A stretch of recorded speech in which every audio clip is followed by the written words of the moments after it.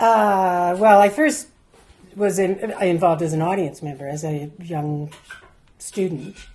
And but the first time I was really involved with TMB itself, Malcolm Black was still here, and he was workshopping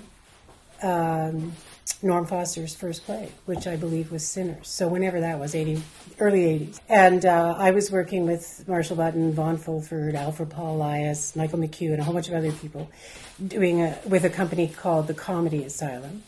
And we started out doing dinner theater at the Wan Lin Inn, and then we toured to Wan Lin Inns all over the Maritimes, and there were a lot of them.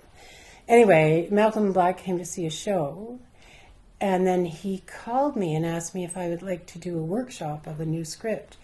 And this is what I said. Okay, yes. What's a workshop? Which is pretty embarrassing pretty ironic when you think about how I spent the rest of my career. So that, and I did a terrible job. I was terrible. I didn't know what I was doing, and I was terrible. So anyway, it didn't do the play any harm, because then it got produced the next year. So that was my first anything to do with TMB, really.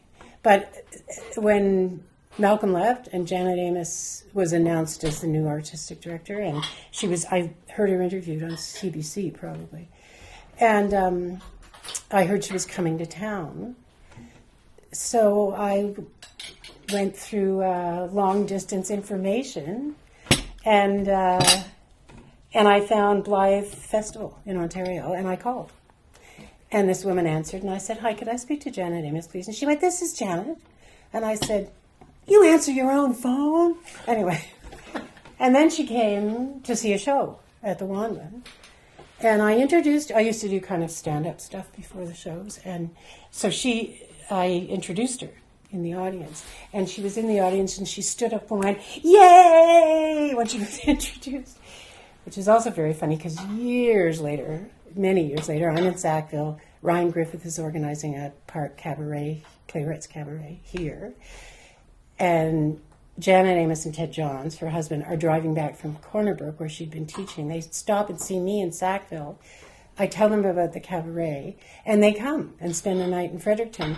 And I introduced her from the audience again, and she stood up and went, "Yay!" I couldn't believe it. And then she gave me a job in Blyth in 1984, summer of 84. That's when I got my equity card.